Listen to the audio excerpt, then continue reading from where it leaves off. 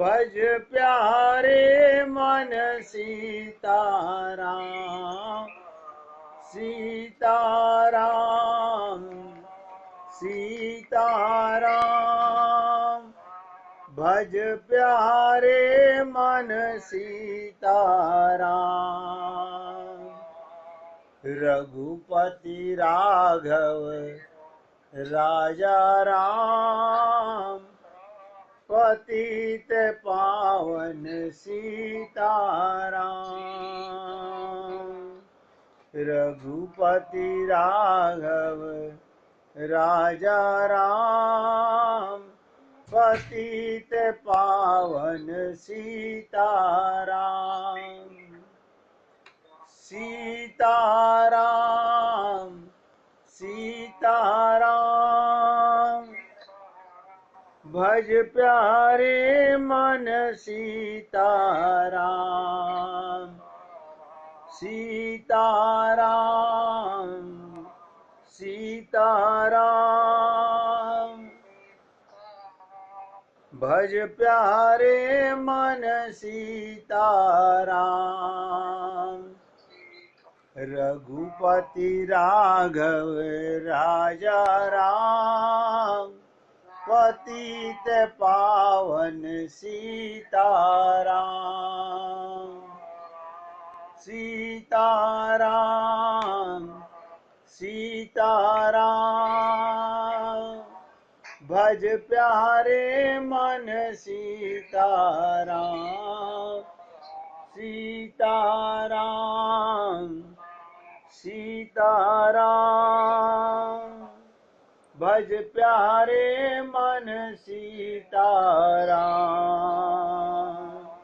रघुपति राघव राजा राम पतित पावन सीताराम। रघुपति राघव राजा राम पतित पावन सीताराम। सीताराम सीताराम। भज प्यारे मन सीताराम सीताराम सीताराम। भज प्यारे मन सीताराम। रघुपति राघव राजा राम पतित पावन सीताराम। सीताराम सीताराम। भज प्यारे मन सीताराम सीताराम सीताराम। भज प्यारे मन सीताराम। बोलिए सियापति रामचंद्र भगवान की जय। राघवेंद्र सरकार की जय।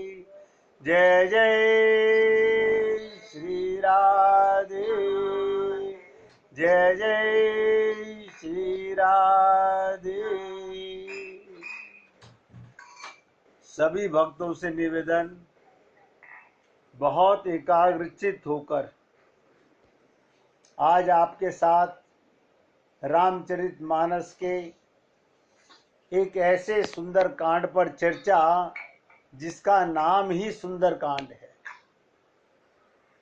और एक बात आपसे निवेदन करूंगा, अगर आप एकाग्रचित होकर सुनेंगे तो सुंदर कांड की सुंदरता को हृदयंगम कर पाएंगे कि उसमें क्या सुंदरता है। और अगर आपका मन जरा सा भी इधर से उधर हुआ तो आपके ऊपर से सुंदरता निकल जाएगी।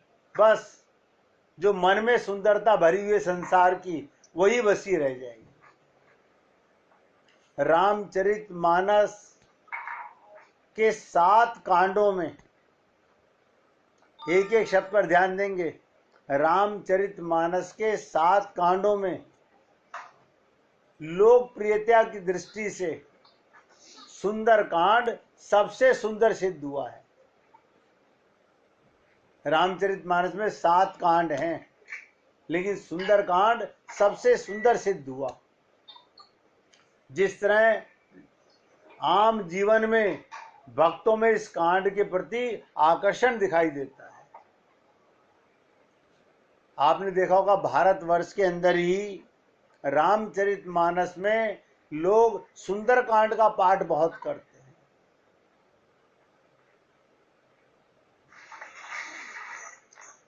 लेकिन सुंदरता केवल बहिरंग नहीं होनी चाहिए, देह और भौतिक जगत की सुंदरता नहीं। असली चीज क्या है, ध्यान से सुनिएगा। इस निगूढ़ रहस्य का उद्घाटन इसी कांड में किया गया। हनुमान जी महाराज, वास्तविक सौंदर्य वही है जो शाश्वत हो, मंगल हो, कल्याणकारी हो तथा अपने लिए और सबके लिए हितप्रद हो।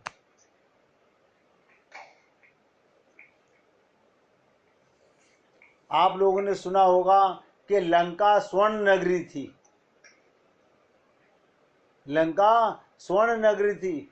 लंका की समृद्धि और वैभव की तुलना किसी भी राष्ट्र से नहीं की जा सकती, जो नगर ही सोने का है। लेकिन गोस्वामी जी ने लंका के भौतिक सौंदर्य का वर्णन, लंका की मोहक सुंदरियों का उल्लेख, लंका की सुरक्षा और स्वास्थ्य और संकेत इस कांड में किया है। इस कांड में आप भौतिक जगत की सुंदरता को भी समझ पाएंगे और आंतरिक सुंदरता क्या है। ध्यान से सुनिएगा एक एक शब्द पर। लंका नरेश, जिसके पास 10 सिर, रावण के पास 10 सिर का बुद्धि बल और 20 हाथों का भुजबल, 10 सिरों का बुद्धि बल और 20 हाथों का भुजबल, उसके द्वारा नितांत अकेली असुरक्षित बंदनी श्री सीता जी को प्रलोभन देने का दृश्य भी इसी कांड में आता है। रामचरितमानस को समझने वाले ऐतिहासिक पक्ष से समझना चाहते हैं। इसका वास्तविक पक्ष क्या है? आपके और हमारे जीवन में भगवान राम का संबंध, सीता का संबंध, जैसे ऐसा समझिएगा एक चित्र और एक आईना। चित्र ऐतिहासिक हो सकता है, लेकिन आईना वो जो आपको सामने दिखा रहा है। पार्वती जी ने पूछा था भगवान शंकर से कि सारे जीव भगवान राम के, सीता के दर्शन क्यों नहीं कर पाते? सब अधिकारी हैं, सबके हृदय में भगवान विराजमान है, क्यों दर्शन नहीं कर पाते? तो शंकर भगवान ने कहा था, नैन विहीन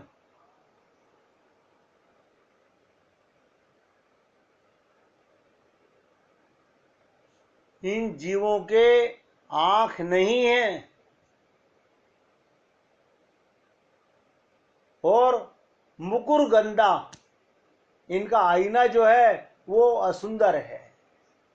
अब सुंदर परमात्मा को देखने के लिए आप और हम लोग इन आंखों से देखना चाहते हैं। हमने कई बार आपसे निवेदन किया, ये जो आंखें शरीर की हैं, ये संसार को देखने के लिए।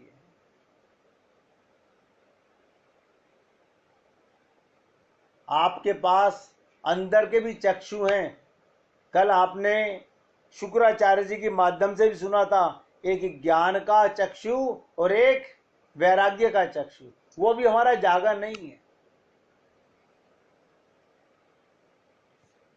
भगवान की सुंदरता को देखने के लिए, सुंदर कांड को समझने के लिए अंतःकरण की सुंदरता चाहिए।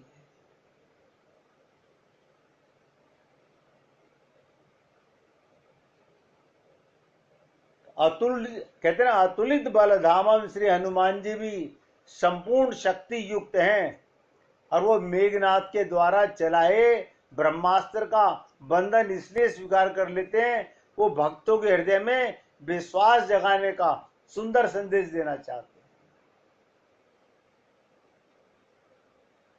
उनमें बल की कमी नहीं थी हनुमान जी में, लेकिन मेघनाथ का जो ब्रह्मास्त्र का बंधन उन्होंने स्वीकार किया, सिर्फ ये बताने के लिए कि विश्वास जगाने के लिए, सुंदर संदेश देना चाहते हैं।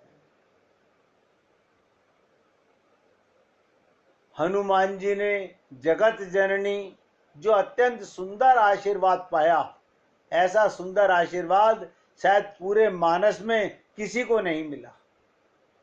पूरे रामचरितमानस में जो सुंदर आशीर्वाद रामदूत हनुमान जी को मिला, आप और हम लोगों को भी मिल सकता है, अगर हम रामदूत अपने को माने तब।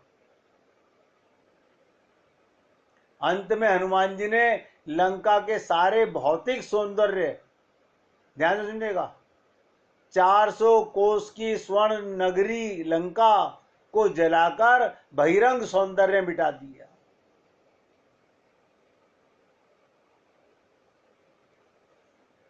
हमने आपसे निवेदन किया, हनुमान जी महाराज ने इसी सुंदर कांड में वास्तविक विश्राम की व्याख्या प्रस्तुत की है। राम काजु कीने बिनु मोहि कहाँ विश्राम। बहुत गहराई से समझिएगा, राम काजु कीने बिनु मोहि कहाँ विश्राम। आप और हम लोग जो कार्य कर रहे हैं, अगर रामदूत होकर कर रहे हैं, भगवान का कार्य मान के कर रहे हैं, परिवार में, संसार में जितने भी रिश्ते नातेदारों की सेवा कर रहे हैं, आप अपना रिश्ता मानते हैं, इन्हें भगवान का रिश्तेदार मान के, भगवान के जीव मान के अगर आप इनकी सेवा करते हैं, तो सही मायने में जो हनुमान जी ने कहा कि राम काजु कीने बिनु मोहि कहाँ विश्राम, यानी विश्राम में भी राम छुपा हुआ है। विश्राम शब्द में राम छिपा हुआ है। यदि राम को निकाल दें तो क्या बचता है? विष, जहर। आप और हम सब लोग विश्राम पाना चाहते हैं। क्या बिना राम के विश्राम मिलेगा जीवन में? सुख सुविधा आप अपरांत ले सकते हो, वो सुख सुविधाएं जीवन में वो विश्राम नहीं है, वो केवल सुविधा है, उनमें राम नहीं है। बहुत से लोगों को यही भ्रम है कि हमारे घर में सब सुख सुविधाएं होनी चाहिए। सुंदर कांड में अनंत सौंदर्य है, जिसको हृदयंगम करके आपके अंदर और बाहर जीवन में, ध्यान से सुनिएगा, सुंदर कांड में अनंत सौंदर्य है, जिसको हृदयंगम करके, ये बुद्धि में लाने की चीज नहीं, हृदय में लाने की चीज है। हृदयंगम करके आपको अंदर और बाहर जीवन में सच्चे सौंदर्य का अनुभव होना चाहिए। अब आप सोचिएगा, रामचरितमानस जहां तक मैं समझ सका हूं, जनप्रियता का संबंध आम समाज में सुंदरकांड सबसे अधिक प्रचलित कांड है।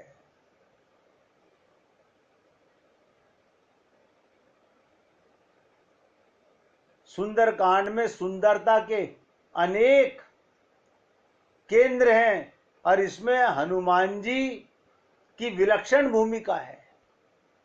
हनुमान जी आप भी बन सकते हैं अगर आप अपने को रामदूत मानते हैं, तो आपका सारा कार्य राम के प्रति हो जाएगा। इसीलिए गोस्वामी जी इसी कथा के लिए अति सुंदर शब्द का प्रयोग करते और आश्वासन देते हुए कहते हैं, भगवान राम तथा हनुमान जी का संवाद जिसके हृदय में आ जाएगा। एक एक शब्द ध्यान दीजिएगा, क्या कहते हैं तुलसीदास जी, भगवान राम और हनुमान जी का संवाद जिसके हृदय में, जिसकी अंतःकरण में भगवान से बातचीत होने लगेगी। आपके अंदर भगवान हैं, आप भी अंदर हैं, लेकिन आपकी भगवान से बात नहीं होती। क्यों? हम अपने को आत्मा मानते ही नहीं है जो परमात्मा से बात करें।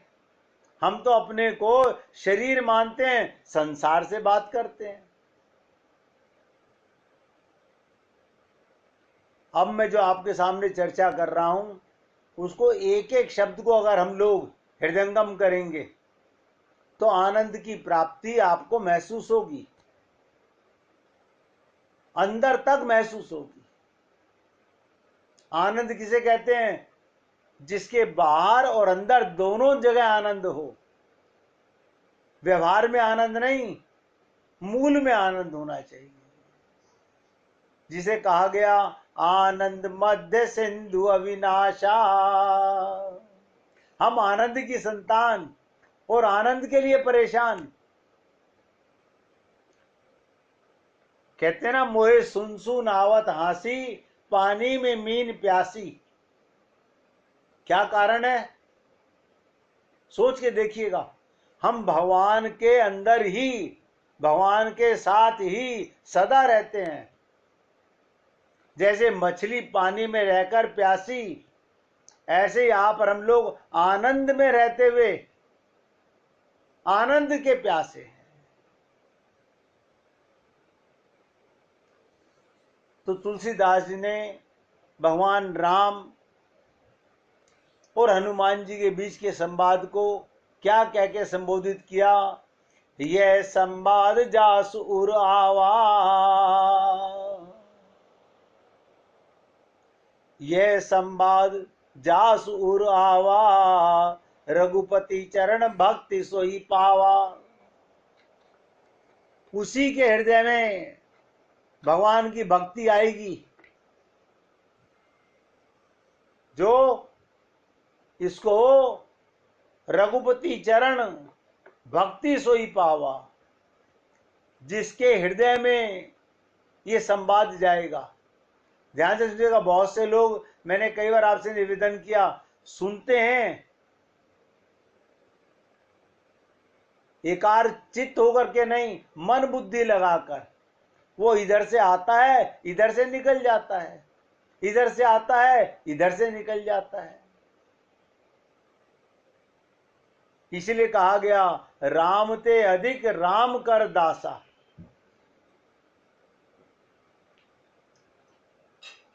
इसकी सर्वाधिक सार्थकता क्या? भक्तों में अग्रगण्य, भक्तों में टॉप करने वाले हनुमान जी के संदर्भ में ये बात घटित होती है कि राम से अधिक राम कर दासा। आपने आज देखा होगा पूरे विश्व में भगवान राम से ज्यादा उनके दास के मंदिर हैं।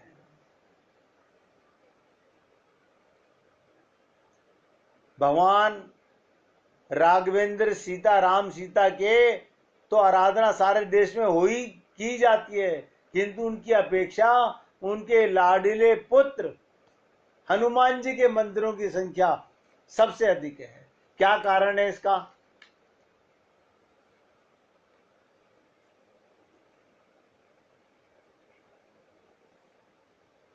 कहते हैं ना, निष्कामता का आदर्श।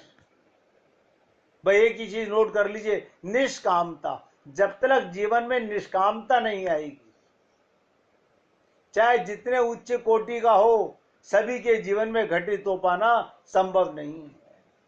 हनुमान जी में ये सबसे बड़ा गुण है, निष्कामता। अपने लिए नहीं,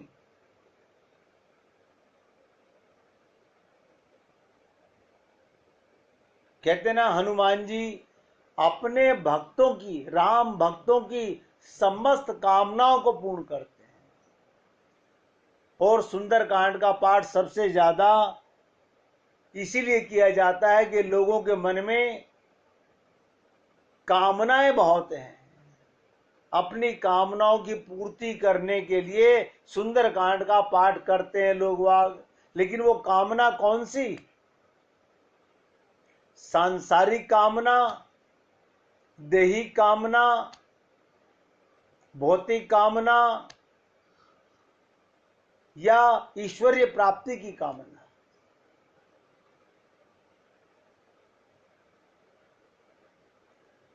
हनुमान जी ने ये व्रत किया। देखिए, आप और हम लोग भी व्रत करते हैं। कोई एकादशी का व्रत करता है, कोई द्वादशी का व्रत करता है। हनुमान जी ने भी एक व्रत किया। हनुमान जी ने क्या व्रत किया? आप सोचिए। हनुमान जी ने व्रत किया कि मैं प्रभु के भक्तों के सारे कष्ट दूर करूंगा।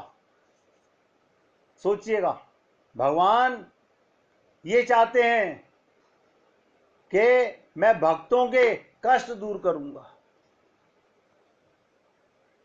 क्या आप और हम लोग ऐसा सोचते हैं कभी?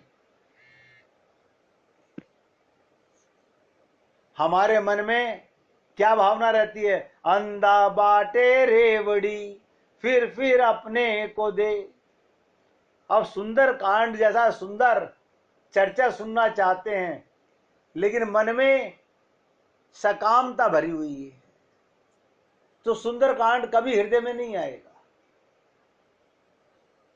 सुंदरकांड कब होगा? राम काज कर वे को आतुर।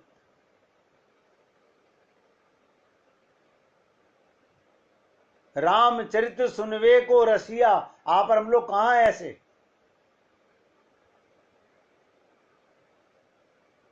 जनमानस में उनके प्रति जो अमित आकर्षण विद्यमान है,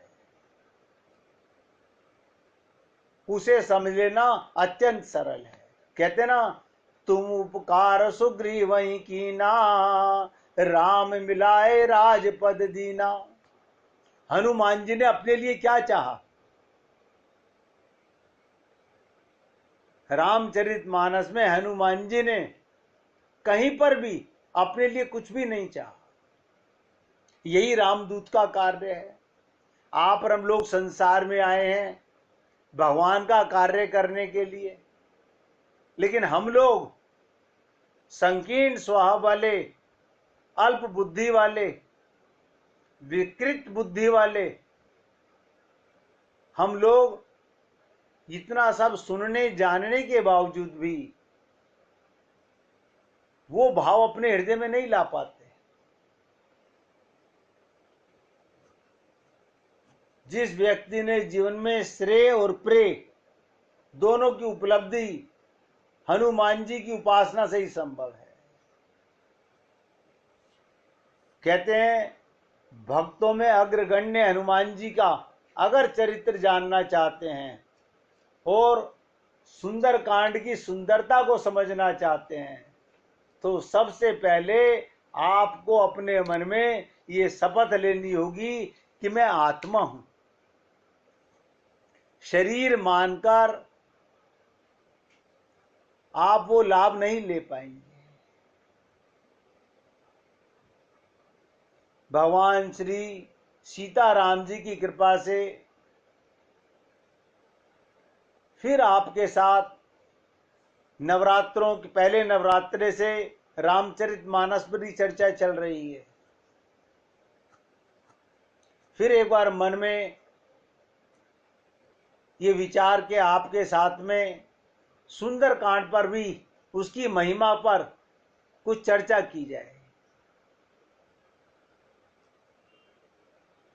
इसलिए मैं आपके साथ में इस कांड का नाम जब ध्यान आ जाता है, एक विचित्रता सी प्रतीत होती है। क्या? श्री रामचरितमानस में अन्य कांडों का जो नामकरण किया गया, बहुत ध्यान से सुनिएगा, उनका अर्थ पा लेना बड़ा कठिन नहीं है, बहुत आसान है। आपने सुना होगा रामचरितमानस में सबसे पहले कांड बाल कांड आता है, तो हर व्यक्ति समझ लेता है। बाल कांड का नाम सुनते ही प्रत्येक व्यक्ति सरलता से समझ लेगा, उसमें भगवान राम के बाल रूप का लीला बताई गई है, उसे बाल कांड कहते हैं। जहां भगवान राम की बाल लीलाओं का वर्णन है, इसलिए इसका नामकरण बाल कांड किया गया। इसी प्रकार अयोध्या कांड अयोध्या की भूमिका से प्रारंभ होता है। उसमें अयोध्या के राज्य को लेकर सारी समस्याएं उत्पन्न होती हैं। अयोध्या के राज्य को लेकर सारी समस्याएं उत्पन्न राज्य को लेकर हुई हैं। रामचरितमानस में आपने देखा होगा अयोध्या कांड की, अयोध्या की समस्याओं को लेकर, वहां के राज्य को लेकर। फिर बात है अरण्य कांड। अरण्य माने क्या होता है? वन। वन की लीलाएं अरण्य कांड के अंदर आती हैं। इस कांड में भगवान राम दंड कारण्य के अंदर निवास करते हैं। फिर आपने सुना होगा किष्किंधा कांड। वो किष्किंधा पुरी से संबंधित है। इसमें भगवान राम बाली को किष्किंधा के राज्य से हटाकर उस पर सुग्रीव को स्थापित करते हैं। इसके बाद आता है लंका कांड, जहां सारा युद्ध लंका की भूमिका में लड़ा जाता है। और एक कांड और बचा, कोई बताएगा क्या कांड है? सबसे अंतिम कांड क्या है? उत्तरकांड, रामायण का उपसंहार। इसमें रामायण में उठाए गए प्रश्नों का उत्तर दिया गया, इसलिए इसे उत्तरकांड कहा गया। जहां प्रश्नों का उत्तर दिया जाए वो उत्तरकांड। प्रश्न करने वाले कौन? गरुड़ जी। उत्तर देने वाले कौन? काकभूषुंडी जी। इसी प्रकार 7 कांड मैंने आपसे बताए। 6 कांडों का तो नामकरण किया गया, बड़ी सरलता से बता दिया गया कि हर कांड को समझ लेगा व्यक्ति, इस कांड का नाम क्या समझ में आता है। लेकिन इस सुंदर कांड का नामकरण कुछ विचित्र, अद्भुत सा लगता है। हम सुंदरकांड पढ़ते हैं, केवल पढ़ने से लाभ नहीं मिलेगा, उसकी सुंदरता को अपने हृदय में लाना पड़ेगा। आप सोचिए, क्या आप और हम लोग उस सुंदरता के विषय में कभी सोचते हैं कि सुंदरकांड में वो सुंदर क्या है? कभी मन में ये भाव आता है हमारे? नहीं आता।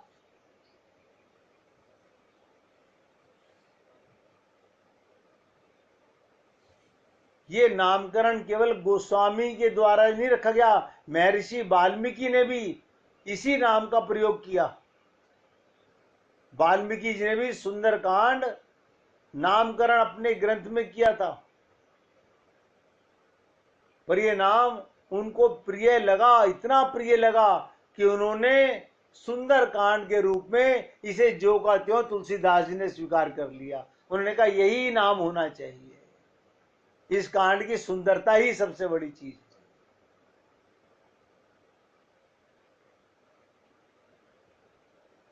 किंतु अब ध्यान से सुनिएगा, सुंदरकांड के पीछे, नामकरण के पीछे क्या उद्देश्य था? बाकी सब कांड तो नाम से समझ आते हैं। ये जो रामचरितमानस में सुंदर कांड नाम रखा गया, इसके पीछे सुंदरता क्या है, क्या उद्देश्य था, आज इसी पर विचार करेंगे। उसके पश्चात सुंदर कांड के विविध प्रसंगों में जो सुंदरता की जो विलक्षणता है, जो व्याख्या है, उसको समझने का प्रयत्न करेंगे। देखिएगा, बहुत ध्यान से सुनो।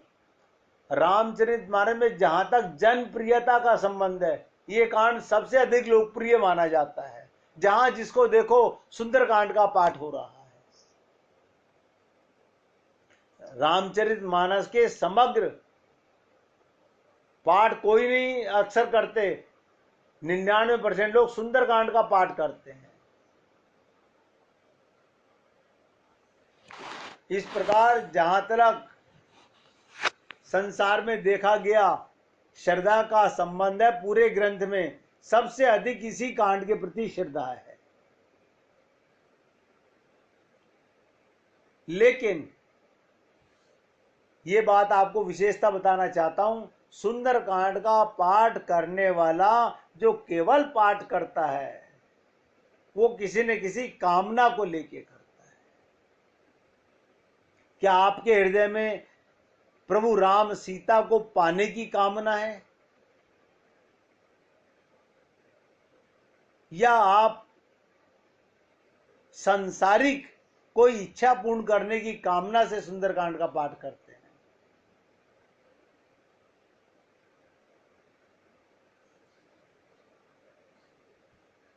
साधारण व्यक्ति के अंतःकरण में अनगिनत कामनाएं विद्यमान रहती हैं। आपने देखा होगा, आज एक ही जगह सुंदरकांड का पाठ हो रहा है, जितने लोग बैठे हैं सबके मन में अलग अलग कामनाएं हैं। एक कामना होती तो सबकी भगवान की कामना होती, लेकिन संसारिक कामनाएं लेकर के सुंदरकांड का पाठ हो रहा है। कहते हैं कि समस्त कामनाओं का पूर्ति की जाती है। अब ध्यान से सुनिएगा, ये आपको जरूर बताना चाहूंगा, निष्कामता की महिमा अगर नहीं है तो लोग बुद्धि परक, निष्काम ना हो पाना स्वाभाविक है। व्यक्ति सकाम होकर के पाठ कर रहा है, इसलिए इस सुंदरकांड के शब्दों को तो पढ़ लेता है, लेकिन उसकी गूढ़ गहराई तक पहुंच नहीं पाता।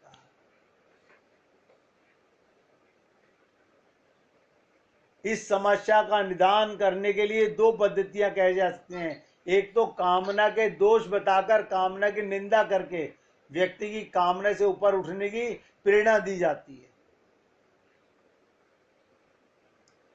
गीता में भी निष्काम कर्म योग की महिमा को बार बार भगवान श्री कृष्ण ने अर्जुन के माध्यम से हमें बताया। रामचरितमानस में भी गीता की ही पद्धति का विस्तार है। उसमें भी गीता के समान यत्र तत्र निष्कामता की महिमा का वर्णन किया गया है, किंतु इतना होते हुए भी इसमें सकामता की बहुत ज्यादा निंदा की गई। मुझे तो बड़ा ताज्जुब होता है कि 99% सुंदरकांड का पाठ कम करने वाले सकाम भक्त होते हैं और उनकी बहुत निंदा की गई है। लेकिन सरलता से जीव समझ नहीं पाता। कहते ना, आप किसी छोटे से बालक की शिक्षा प्रारंभ करें तो उसको पढ़ाने की पद्धति बिल्कुल अनोखी है। ध्यान दीजिएगा, छोटे से बालक को अगर आप ज्ञान पढ़ाने के लिए, कहते ना, कै माने कबूतर। अब देखिएगा, बच्चे के सामने कै माने कबूतर, लेकिन कै माने ब्रह्म भी होता है। बच्चे को चित्र दिखा करके कबूतर का ये बताया जाता है कै माने कबूतर और कै माने ब्रह्म भी होता है। अब ये शिक्षा बच्चे को नहीं दी जा सकती,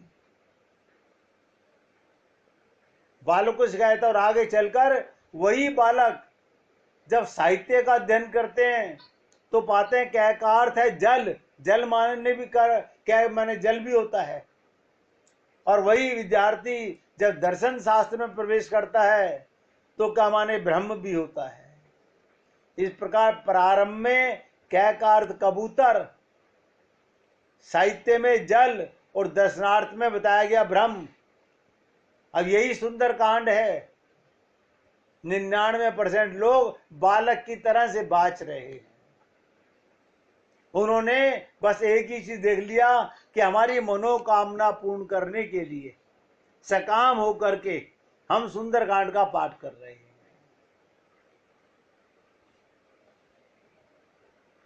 सत्य तो यह है, जो व्यक्ति जिस कक्षा का उसे वही ठीक नजर आता है। तत्व ज्ञान वो किसी कक्षा विशिष्ट में पहुंचे हुए व्यक्ति के लिए है। तत्व ज्ञान हर एक को नहीं होता। आप देखिए, मैं आपके साथ कितनी बार चर्चा करता हूं, तत्व ज्ञान क्या है? मैं कौन हूं, मेरा कौन है और मेरा कौन नहीं है, ये तत्व ज्ञान है। सत्य को जान लेना। मैं माने आत्मा, मेरा संबंध परमात्मा, और जिससे मेरा संबंध नहीं वो माया। लेकिन सुनते हैं, मानते नहीं।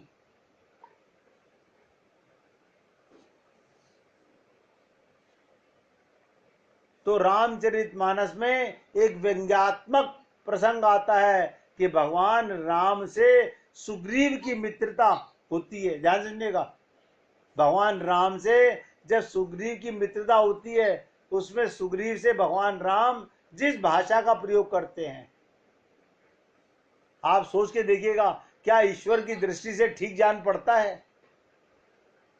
जैसे बालक को पढ़ाना, एक पढ़े हुए को पढ़ाना। भगवान राम सुग्रीव से क्या कहते हैं?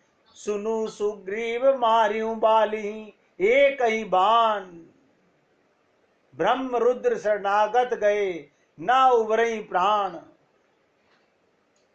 कितनी विचित्र बात कहते हैं भगवान। सुग्रीव, मैं एक बाण से बाली का वध कर दूंगा।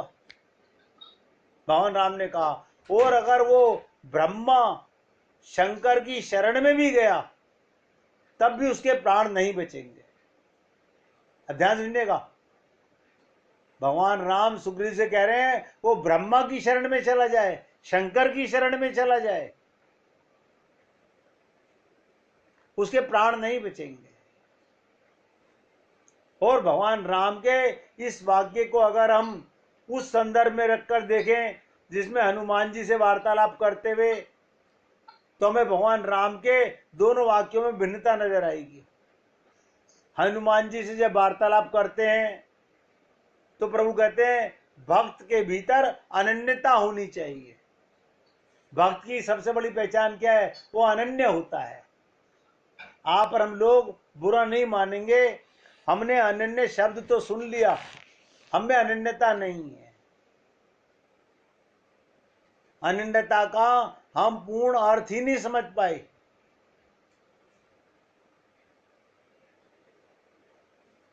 हनुमान जी से वार्तालाप करते हुए प्रभु कहते हैं भक्त के भीतर अनन्यता होनी चाहिए।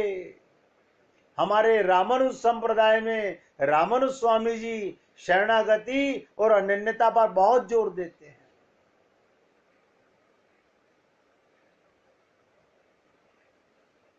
और अनन्य भक्त के लक्षण बताते हुए क्या कहते हैं? सो अनन्य जाके हसी मति न टरई हनुमंत, मैं सेवक सह चराचर रूप स्वामी भगवंत। भगवान श्री राम देखिएगा, सुग्रीव के मन में जैसी कामना है, वो कहता है बाली से कैसे छुटकारा पाऊं। तो भगवान कहते हैं मैं एक बाण से बाली को मार दूंगा और उसकी रक्षा ब्रह्मा शंकर भी नहीं कर सकते।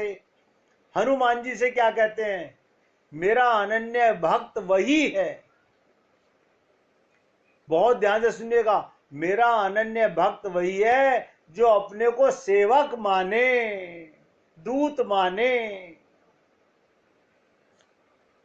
आप और हम आपसे यहां तक निवेदन किया, स्वयं प्रभा के माध्यम से हमने कहा मूंदो नैन, आंखें बंद करके भगवान से प्रार्थना करो कि प्रभु मैं आपका दूत हूं। हमने कहा सुबह उठते ही सबसे पहले अपने मन में ये बात लाओ कि हे प्रभु मैं आपका दूत हूं, आपका सेवक हूं। अगर आप सेवक हैं तो अनन्य हैं,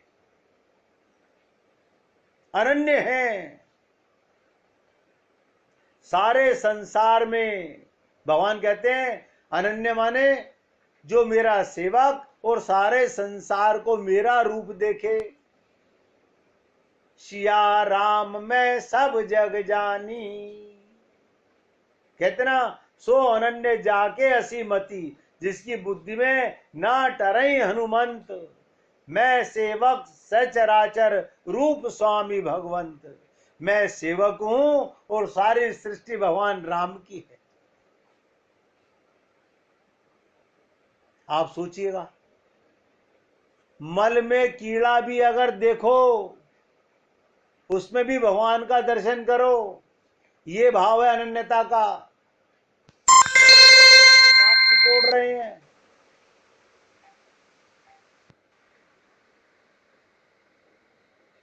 सारे संसार में मेरा रूप देखे। इस प्रकार भक्ति तत्व का जो सर्वोच्च रूप है उस भगवान श्री राम हनुमान जी के समक्ष प्रकट करते हैं, सुग्रीव को प्रकट नहीं करते। भक्ति का मूल रूप क्या है, अनन्यता। अनन्यता माने क्या, हम सदा 24 घंटे भगवान के सेवक हैं और सब में भगवान को देखें, सबका काम भगवान का मान के करें। लेकिन वही भगवान जब सुग्रीव से बात करते हैं तब न तो उन्हें ज्ञान तत्व की चर्चा की और न भक्ति की। बताइएगा, कहते ना जाकी रही भावना जैसी, प्रभु मूरत देखी तिन जैसी। सुग्रीव का स्वार्थ क्या है, मेरे भाई से मेरी रक्षा करो, उसके मन में यही भाव था, उससे वैसी बात करते हैं। हनुमान जी से भक्ति की बात करते हैं भगवान। और मैं आपसे कह रहा हूं, अगर वाकई में आप सुंदर कांड का रसपान करना चाहते हैं, आने वाले दिनों में आप जो इसका रसपान करना चाहेंगे वो कैसे मिलेगा, कैसे मिलेगा आप सोचिएगा। जब तक आपको और हमारे मन में ये रस पाने के लिए जिज्ञासा ही नहीं होगी। राम नाम लो लागी अब मोहे, राम नाम लो लागी।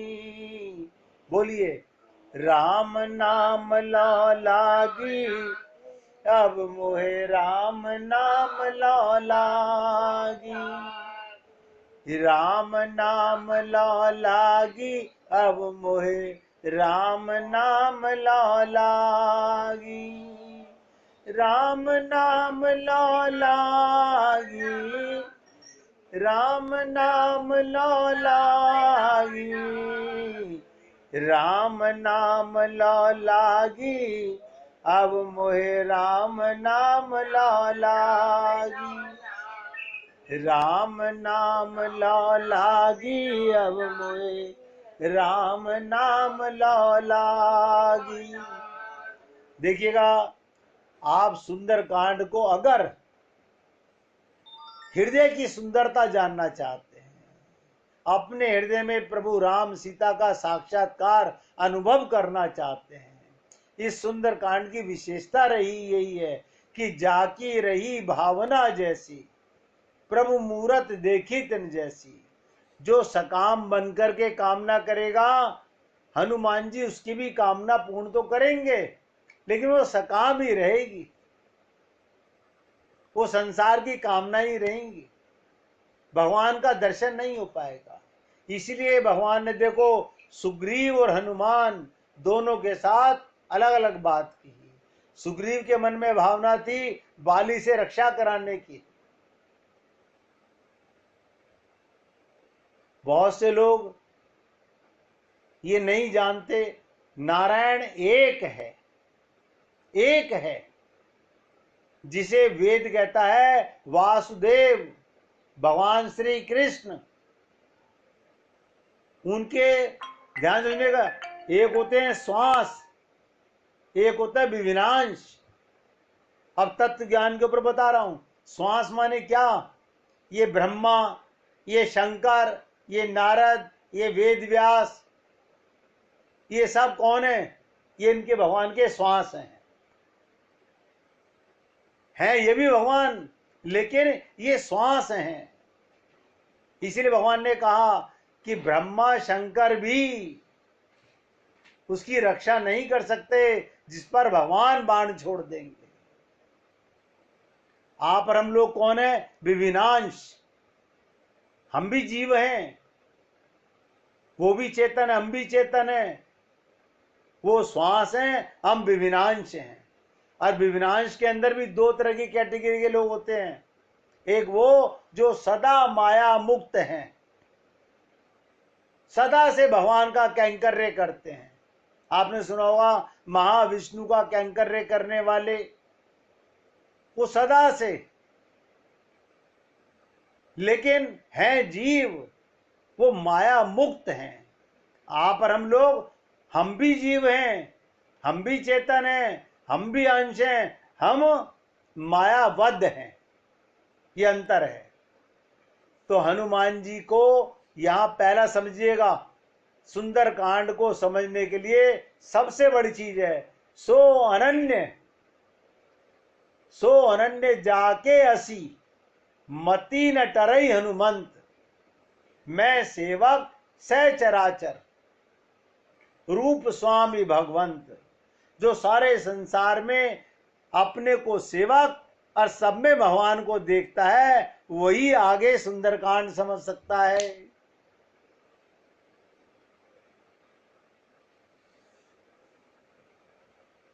जैसे एक व्यक्ति दूसरे व्यक्ति की सहायता देने के लिए आश्वासन देता है, उसी आश्वासन की भाषा का प्रयोग किया भगवान राघवेंद्र।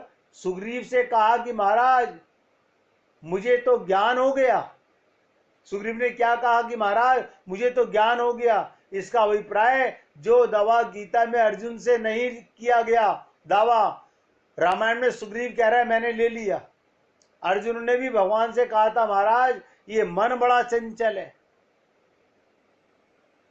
चंचलम ही मना कृष्णा परमाथि बलभद्रणम तस्याम निग्रह मन्यो बाखुर भी सुदर्शनम।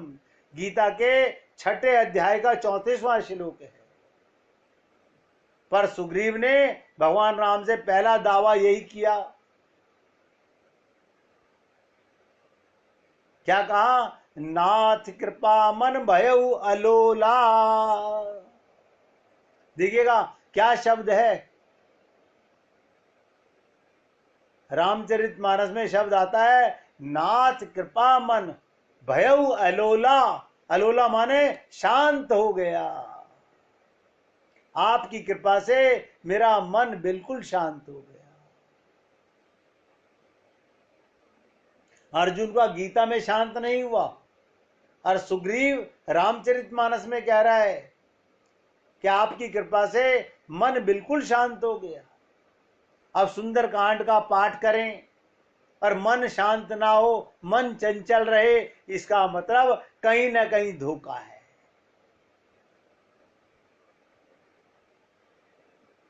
इसकी सारी चंचलता समाप्त हो गई। भगवान राम ने पूछा मित्र अब तुम्हारा क्या विचार है? जब तुम्हारा मन शांत हो गया, सुग्रीव ने कहा कि नाथ कृपा मन भयउ अलोला, अब मेरा मन बिल्कुल शांत हो गया। तो भगवान राम ने पूछा, अब तुम्हारा क्या विचार है? सुग्रीव ने जिस भाषा का प्रयोग किया वो तत्व ज्ञान, भक्ति और वैराग्य से उत्प्रेरित है। तत्व ज्ञान है, भक्ति है और वैराग्य है।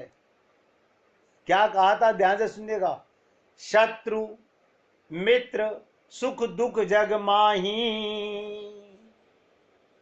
इस संसार में शत्रु भी होंगे, मित्र भी होंगे, सुख दुख जग माही। और माया कृत परम मारथ नाही। बाली परम हित जासु प्रसादा। मिलेऊ राम तुम समन विषादा। सपने जैसन होई लड़ाई। जागे समुझत मन सकुचाई। अब क्या कहते हैं सुग्रीव जी, अब प्रभु कृपा करऊं एई भांति। सब तजी भजन करऊं दिन राती। इतना बड़ा ज्ञान हो गया, ना मेरा कोई दोस्त है, ना मेरा कोई दुश्मन है, ना कोई संसार में सुख है, ना कोई दुख है, सब माने हुए हैं। आप बताइए कौन सा सुख दुख है आत्मा का? आप हम लोग सारा दिन दुखी हैं संसार में। ये दुख कहां से आ रहा है? अज्ञानता से। अपने को शरीर मान के हम दुखी हैं, आत्मा को कोई दुख नहीं होता। और देखिए कितनी विचित्र बात सुग्रीव कह रहा है, अब प्रभु कृपा करऊं यही भांति। सब तजी भजन करऊं दिन राति।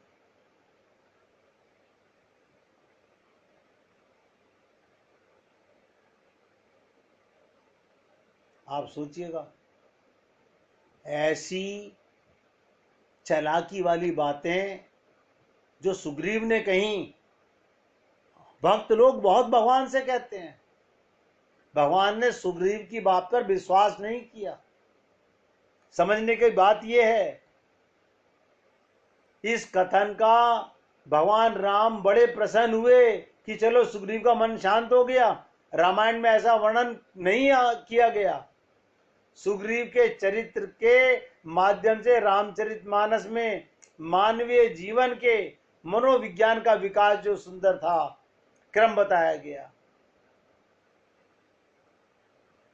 कहते ना, ये भगवान राम के सामने बोल रहा है, लेकिन जैसे ही भगवान परीक्षा लेंगे इसकी, ये सुग्रीव फेल हो जाएगा। शब्दों में तो हम लोग बड़ी ऊंची ऊंची भगवान की प्रार्थना करते हैं,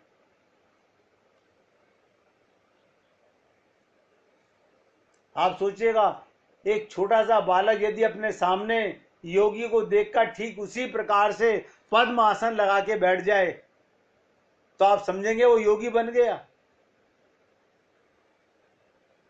संसार में एक्टिंग करने वाले बहुत हैं।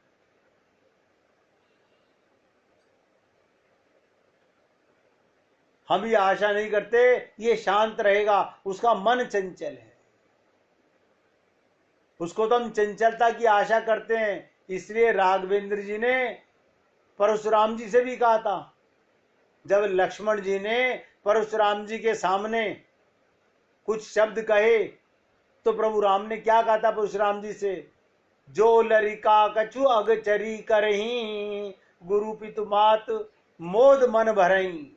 अगर बच्चा कोई त्रुटि करता है तो माँ बाप खुश होते हैं। आप तो संपन्न है, ये तो बच्चा है लक्ष्मण, इसकी बात पे आप इतने नाराज क्यों हो रहे हैं? अब बहुत ध्यान से सुनिएगा। भगवान राघवेंद्र, भगवान श्री राम सुग्रीव से ठीक वैसा ही व्यवहार कर रहे हैं जैसा व्यवहार उन्हें बच्चे के साथ किया जाता है। वो जानते हैं ये झूठ बोल रहा है, ये अपना काम निकलवाना चाहता है और भगवान की झूठी प्रार्थना कर रहा है। जैसे आप और हम लोग मंदिर में जाके बोलते हैं, त्वमेव माता से पिता त्वमेव, त्वमेव बंधु से सखा त्वमेव, लेकिन कोई नहीं मानता भगवान को माता पिता। नन्हे बच्चे से मां तत्व ज्ञान की बात नहीं करती, वो तो केवल मिठाई की बात समझता है। देखिएगा, आप बच्चे को, छोटे बच्चे को टॉफी दो, टॉय दो, और उसे कहो कि तत्व ज्ञान सुनेगा या टॉफी लेगा, वो क्या लेगा? आप सोचिएगा। तो ये सुग्रीव छोटा बालक है, भगवान समझते हैं इसको चालाकी को। नन्हे बालक की जिसमें रुचि हो उसी के माध्यम से उसे मोड़ा जाना चाहिए। बच्चे को पढ़ाना हो तो माँ बाप क्या लालच देते हैं, मैंने तेरे लिए 10 टॉफियां ला के रखी हैं, 1 घंटे पढ़ेगा तो 1 टॉफी मिलेगी। बच्चा पढ़ाई में मन नहीं लगाता, टॉफी में मन लगा हुआ है, इसलिए पढ़ लेता है।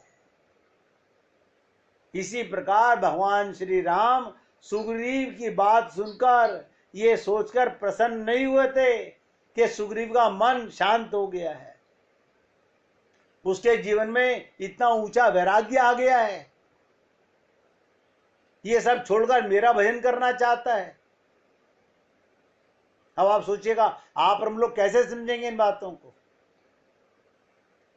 भगवान उस समय जो व्यवहार करते हैं वो ठीक वैसा ही है जैसा हम नन्हे बच्चे के साथ करते हैं। उस समय आप अपना तत्व ज्ञान भूलकर उस बालक के पाठ को स्वयं दोहराते हुए कहते हैं कि कै माने कबूतर। इसलिए भगवान सुग्रीव से मित्रता करने के समय ना तो ज्ञान की बात करते हैं ना वैराग्य की। भगवान ने तो मित्रता का लक्षण बताया, तो निष्कामता की बात न कहकर भगवान कहते हैं सुग्रीव देत लेत मन संक न धरई, ना तो देने में संकोच करे ना लेने में। मित्रता उसे कहते हैं, ना तो केवल लेना ठीक है ना देना, बल्कि उचित तो यह है मित्रता में लेना और देना दोनों निसंकोच भाव से चलते रहे। आपके मन में जो बात है खुल के कहो। आप सोचिएगा, मैं आपसे अभी तो सुंदर कांड की चर्चा से पहले वो व्याख्या कर रहा हूं जिससे आप उसके आदर्श पात्र बन जाएं, इसकी सुंदरता को समझने के लिए। आगे चलकर भगवान राम ने जब सुग्रीव को संकोच में गड़े देखा तो प्रभु बिल्कुल उन्हीं की तरह भाषा बोलते हुए कहते हैं, सुग्रीव हमारी और तुम्हारी स्थिति बिल्कुल एक जैसी है, रंच मातमी अलग नहीं है। क्यों? तुम्हारा राज्य छिन गया, बाली ने छीन लिया, मेरा राज्य भी छिन गया। देखा सुग्रीव कितना खुश हो रहा है। भगवान राम ने कहा तेरी स्त्री छिन गई, तेरे भाई ने चुरा ली, तेरे से छीन लिया, मेरी स्त्री को रावण चुरा के ले गया। हम दोनों बराबर के मित्र हैं, कोई अंतर नहीं। राज्य छिन गया, तुम्हारी पत्नी का अपहरण हुआ, मेरी पत्नी का भी अपहरण हो गया, इसलिए तुम और हम अच्छे मित्र बन सकते हैं। अतः मैं चाहूंगा कि तुम मेरी सहायता करो और मैं तुम्हारी सहायता करता हूं। आप सोचिएगा, क्या भगवान को सुग्रीव की सहायता की आवश्यकता थी?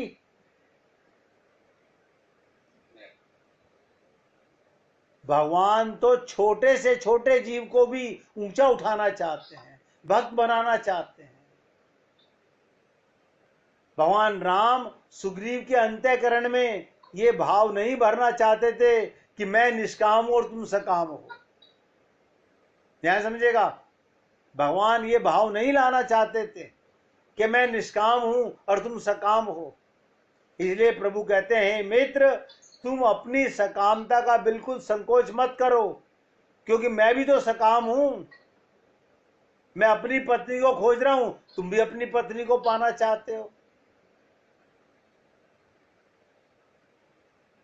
ये बचपन में छोटे बच्चे को पढ़ाने की भाषा थी। लेकिन यही भगवान राम आगे चलकर सुग्रीव से जिस भाषा का प्रयोग करते हैं वो इससे बिल्कुल भिन्न है। जैसे पहले कैसे कबूतर पढ़ाया गया, फिर कैसे ब्रह्म पढ़ाया गया।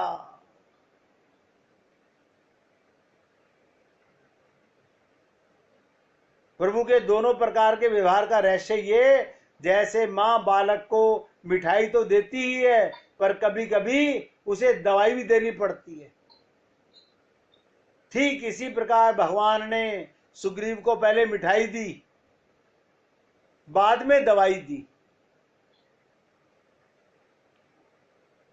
मित्र बनाने के बाद भगवान ने क्या कार्य किया?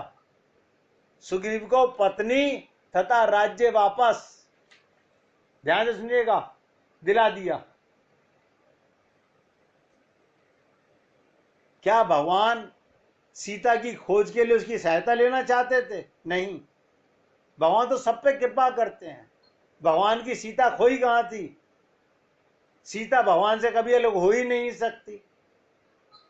हम लोग किस भावना से रामचरितमानस को समझते हैं? प्रभु का अभिप्राय कि निष्कामता का मिथ्या दंभ, ये जो लोग संसार में निष्काम है नहीं, निष्कामता का ढोंग करते हैं, अनन्यता का ढोंग करते हैं। यदि व्यक्ति के जीवन में आरोपित करने की चेष्टा की जाए तो समाज निष्कामता की प्रतिष्ठा नहीं बढ़ पाएगी। भगवान राम का अभिप्राय, व्यक्ति की वृत्ति अगर हनुमान जी, भरत जी, लक्ष्मण जी की तरह बन जाए तो सर्वश्रेष्ठ है। किसी प्रकार भी हनुमान जी जैसा, भरत जी जैसा और लक्ष्मण जैसा अगर बन जाए जीवन में तो सर्वश्रेष्ठ है। पर यदि ऐसा ना हो सके तो सकामता की वृत्ति को ऐसा मोड़ देना चाहिए जिससे वो निष्कामता की वृत्ति में परिवर्तित हो जाए। बुलाओ सकामता के लिए। ध्यान से सुनिएगा, संत महात्मा गुरु जब शिष्यों को शुरू में लीलाएं सुनाते हैं, वो कहते हैं चिंता ना करो, तुम्हारी सारी कामनाएं पूर्ण हो जाएंगी। तो आने वाला शिष्य गुरु के पास यही सोच के जाता है हमारी सारी कामनाएं पूर्ण होंगी, लेकिन धीरे धीरे वो उसके मन में निष्कामता भर देते हैं, सकामता समाप्त कर देते हैं।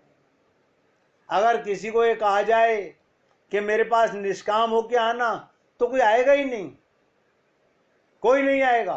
क्यों? आप सोचिएगा, आप और हम लोग मंदिर नहीं जाते निष्काम होकर के, गुरु के पास क्या जाएंगे? सब सकाम होके जाते हैं।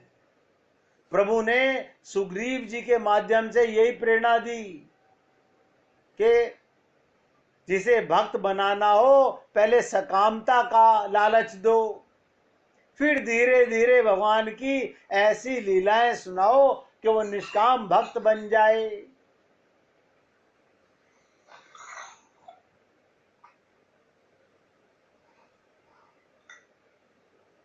भगवान राम का अभिप्राय कि व्यक्ति की वृत्ति अगर हनुमान जी, भरत जी जैसी, लक्ष्मण जैसी बन जाए, पर यदि ऐसा ना हो तो सकामता को निष्कामता में मोड़ दो।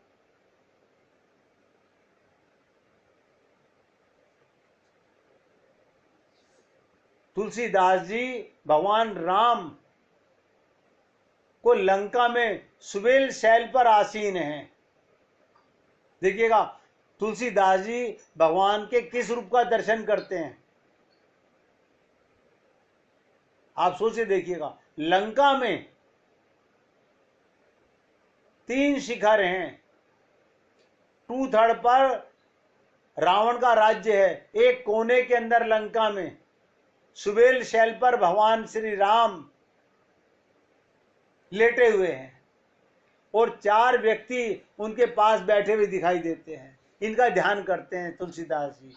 प्रभु कृत शीश कपीस उछंगा, बाम दहिनी दिसी चाप निशंगा, दूकर कमल सुधारत बाना, कह लंकेश मंत्र लगी काना।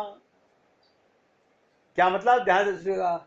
भगवान श्री राम ने सुग्रीव की गोदी में अपना सर रखा हुआ है।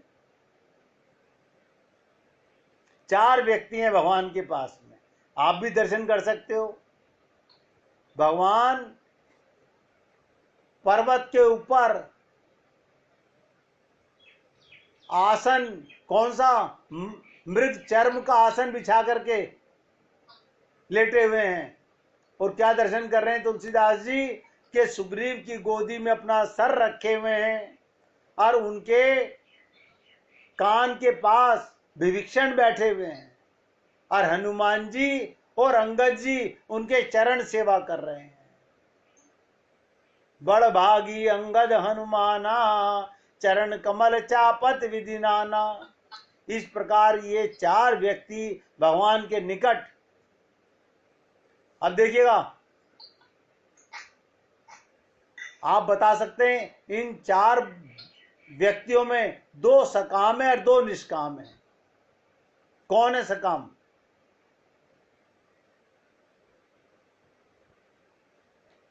भगवान ने किस किस को राज्य दिया?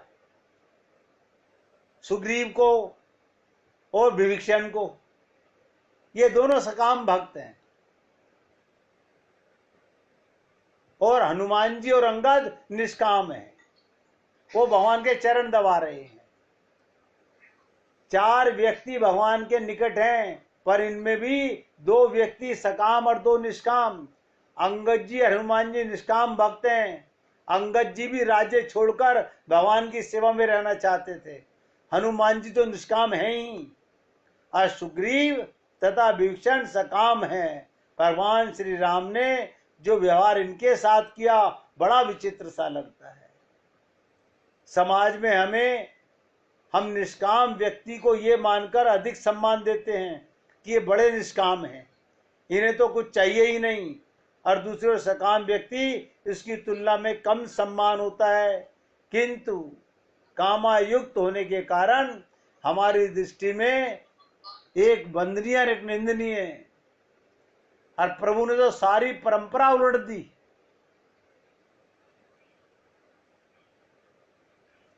देखिए भगवान का, देखिए क्या विचित्रता है। भगवान ने क्या करा? अनोखा कार्य किया। सकाम को तो सिराने बैठा लिया, सकाम की गोदी में सर रख लिया, और जो निष्काम भक्त थे अंगद जी हनुमान जी, वो चरणों में बैठे हुए हैं। भगवान की इन बातों को हर व्यक्ति नहीं समझ सकता। बहुत से गुरु अपने शिष्य से, ध्यान देने का, जो निष्काम शिष्य होता है उससे ऐसा काम कराते हैं, उन्हें सत्संग नहीं सुनाते। उन्हें क्या कहेंगे? जा लकड़ी तोड़ के ला, जा पानी लेकर के आ, जा गोबर पात करके आ, गाय का दूध निकाल ला, मेरे चरण दबा। अब आप कहेंगे कमाल है, इनको सत्संग सुनाते हैं और उनसे सेवा कराते हैं। लेकिन गुरु जानता है, गुरु जानता है ये मतलब प्रस्त लोग हैं। भगवान श्री राम जानते हैं कि सुग्रीव और विभीषण सकाम भक्त हैं। मेरे भाई, मैं भी आपके साथ में यही सब चर्चाएं इसलिए करना चाहता हूं कि आप और हम लोग भगवान की इन विचित्रताओं को गहराई से अगर हम समझ जाएं,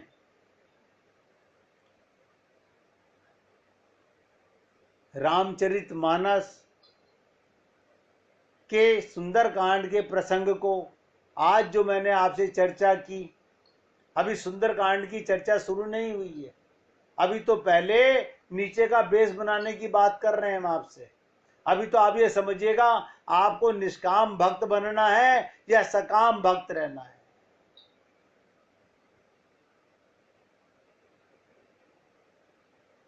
भगवान कहते हैं मेरे लिए निष्काम, सकाम को भी निष्काम बनाना मेरा काम है। और निष्काम तो निष्काम है ही, हनुमान जी तो निष्काम है ही।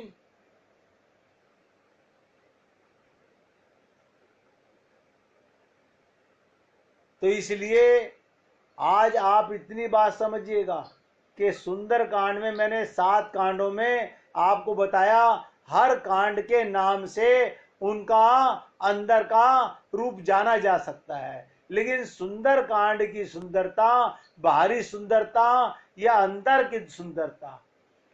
फिर मैंने कहा सकाम भावना से सुंदरकांड का पाठ करते हो या निष्काम भाव से सुंदरकांड का पाठ करते हो।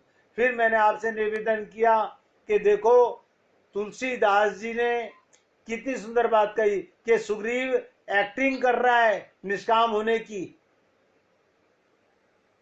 कि प्रभु मुझे कुछ नहीं चाहिए, संसार में मेरा कोई मित्र नहीं, कोई दुश्मन नहीं, लेकिन भगवान जानत, कहते ना जाना तो प्रभु सबके मन की। इसलिए मैं आपसे निवेदन कर रहा हूं, भगवान के इन भावों को समझने के लिए आप और हम लोग, कहते हैं ना, अब आखिरी समय पे 2 मिनट की बात सुनिएगा।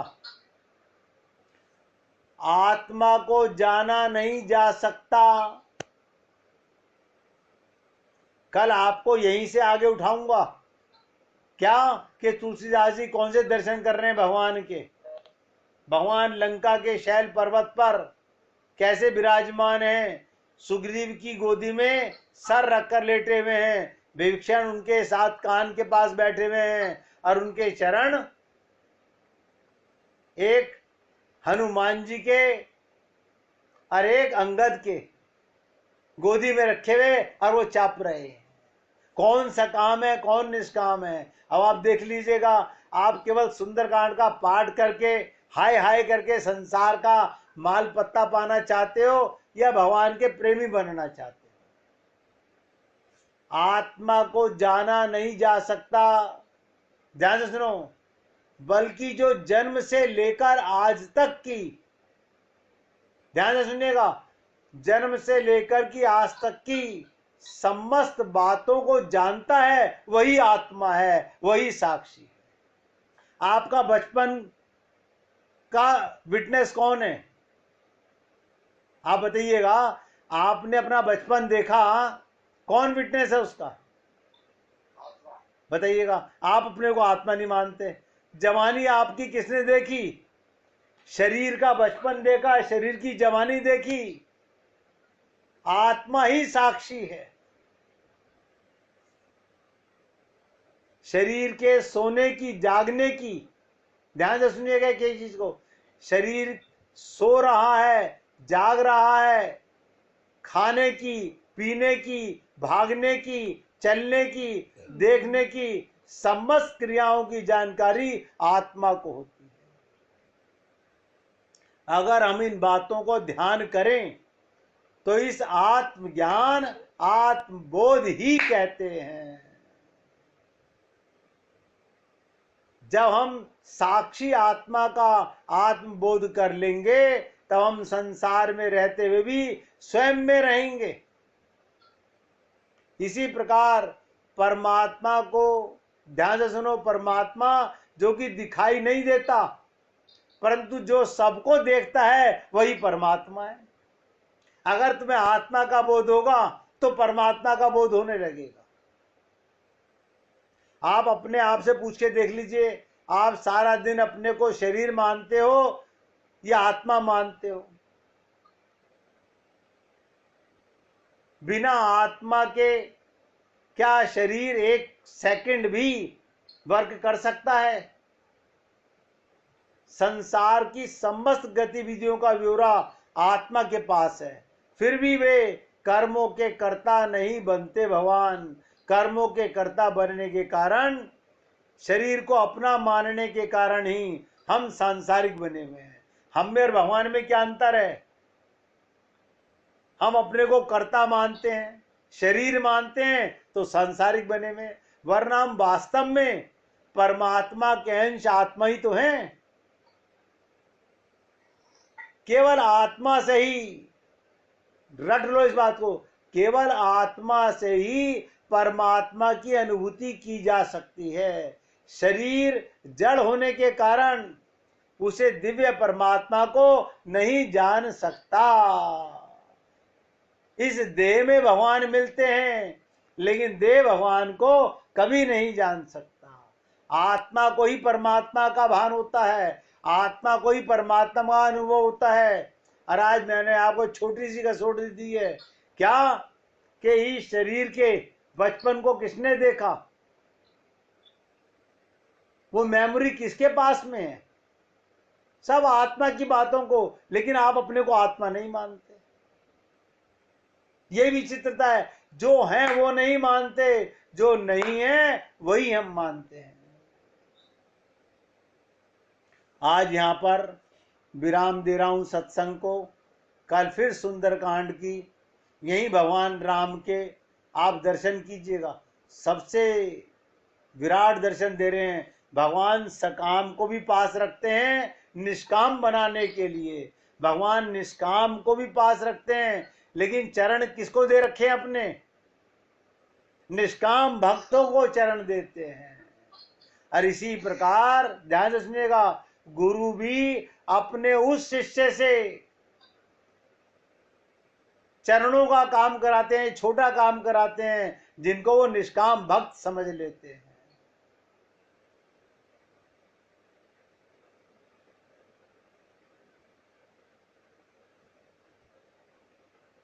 श्री राम जय जय राम, श्री राम जय जय राम, श्री राम जय जय राम, श्री राम जय जय राम, श्री राम जय जय राम, श्री राम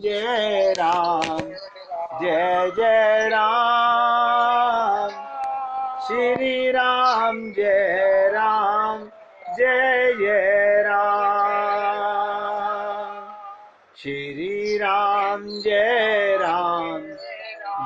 जय राम, श्री राम जय जय राम, श्री राम जय जय राम, श्री राम जय जय राम, श्री राम जय जय राम, श्री राम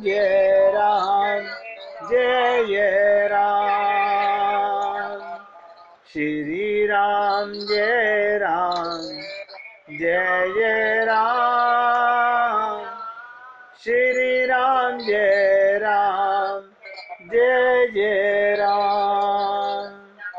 बोलिए सियापति रामचंद्र भगवान की जय, राघवेंद्र सरकार की जय। जय जय श्री राधे, जय जय श्री राधे। बोलिए लाल जी का मंगल हो, सभी भक्तों का मंगल हो, सबको राधे राधे। राधे राधे भैया, राधे राधे। अब आप सोच लीजिएगा आपको सकाम भक्त बनना या निष्काम। राधे राधे। राधे राधे जी सबको।